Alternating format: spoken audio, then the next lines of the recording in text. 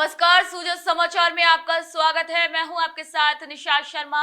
खबरों की शुरुआत करेंगे, लेकिन उससे पहले एक नजर इस वक्त की हेडलाइंस पर। सीएम श्री भजनलाल शर्मा ने की केंद्र सरकार की सराहना। बोले, प्रधानमंत्री श्री नरेंद्र मोदी के दूरदर्शी नेतृत्व में भारत ने रक्षा क्षेत्र में की है अभूतपूर्व प्रगति। जोधपुर जिले में विकसित कृषि अभियान के तहत सैकड़ों किसानों को दी गई आधुनिक कृषि की जानकारी। किसानों ने जताया भजनलाल सरकार का आभार। बीकानेर में केंद्रीय मंत्री अर्जुन राम मेघवाल की अध्यक्षता में दिशा समिति की बैठक। जल जीवन मिशन और अन्य योजनाओं की हुई समीक्षा। शिक्षा मंत्री श्री मदन दिलावर की अध्यक्षता में राइजिंग राजस्थान के एमओयू की समीक्षा। भामाशाह सम्मान समारोह की तैयारियां जोरों पर। चलिए अब खबरों की ओर रुख करते हैं। मुख्यमंत्री श्री भजनलाल शर्मा ने केंद्र की मोदी सरकार की सराहना की। सीएम ने अपने एक्स अकाउंट पर लिखा कि माननीय प्रधानमंत्री श्री नरेंद्र मोदी जी के दूरदर्शी नेतृत्व में बीते 11 वर्षों के दौरान रक्षा क्षेत्र में अभूतपूर्व प्रगति हुई है। रक्षा उत्पादन, तकनीकी नवाचार और रणनीतिक साझेदारियों के क्षेत्र में भी भारत ने वैश्विक मंच पर अपनी एक विशिष्ट पहचान बनाई है। मुख्यमंत्री जी ने लिखा कि रक्षा से राष्ट्र निर्माण तक भारत हर मोर्चे पर मजबूत हुआ है। मुख्यमंत्री श्री भजनलाल शर्मा ने नागौर जिले के टहला गांव पहुंचकर राजस्थान धरोहर प्राधिकरण के अध्यक्ष श्री ओंकार सिंह लखावत की धर्मपत्नी के निधन पर शोक संवेदनाएं व्यक्त की।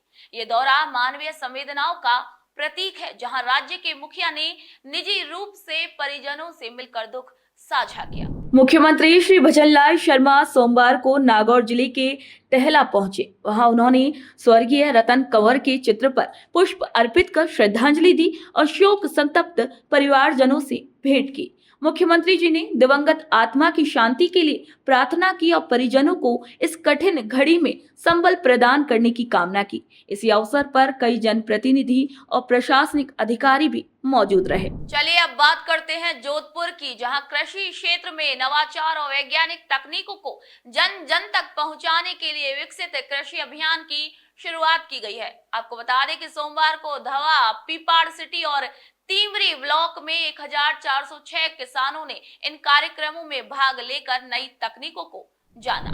जोधपुर के 9 गांवों में आयोजित इन कार्यक्रमों में किसानों को खरीफ फसलों की नवीन किस्में, मृदा स्वास्थ्य कार्ड आधारित फसल चयन, संतुलित उर्वरक उपयोग जैसे महत्वपूर्ण विषयों पर प्रशिक्षित किया गया।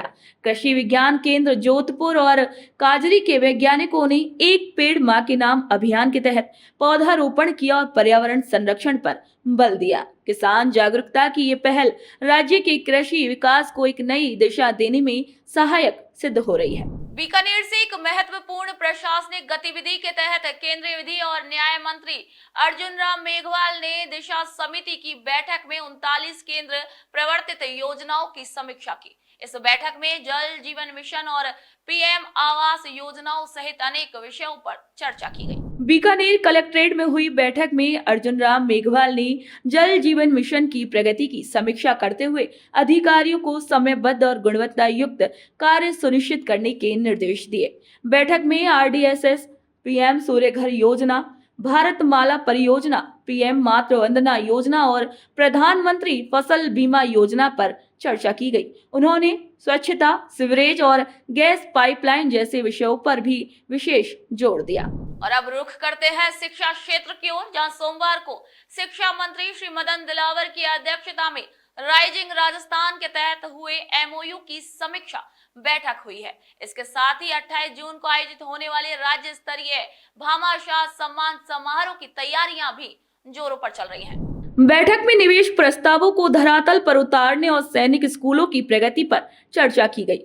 शिक्षा मंत्री ने बोर्ड परीक्षा में उल्लेखनीय प्रदर्शन करने वाले विद्यार्थियों और भामाशाहों के योगदान को प्रचारित करने की बात कही। भामाशाह सम्मान समारोह में 2 श्रेणियों में राज्य के समर्पित दानदाताओं को भी सम्मानित किया गया। चलिए और अंत में बात कर लेते हैं जल संरक्षण की, जहां मुख्यमंत्री के निर्देशों पर शुरू हुआ वंदे गंगा जल संरक्षण जन अभियान अब जन भागीदारी आंदोलन का रूप ले चुका है। जी हां, जयपुर जिले में प्रतिदिन विभिन्न आयोजन हो रहे हैं, जिनमें आम जन बढ़ चढ़कर हिस्सा ले रहे हैं। सोमवार को मुंडोता गांव में फार्म पॉन्ड का उद्घाटन हुआ, जहां जिला प्रमुख रमा चोपड़ा और कलेक्टर डॉक्टर जितेंद्र सोनी ने पौधारोपण किया। सांभर लेक में फल वाटिका और रिचार्ज शाफ्ट का शुभारंभ हुआ। मंगलवार को जिले के कई उपखंडों में रात्रि चौपाल कार्यक्रम भी आयोजित किए जाएंगे, जिनमें जल संरक्षण की विधियों की जानकारी दी जाएगी। सुजस समाचार के खास बुलेटिन में फिलहाल इतना ही। कल फिर आप सभी से मुलाकात होगी नई खबरों, नई जानकारी के साथ। तब तक के लिए मुझे दीजिए इजाजत। नमस्कार।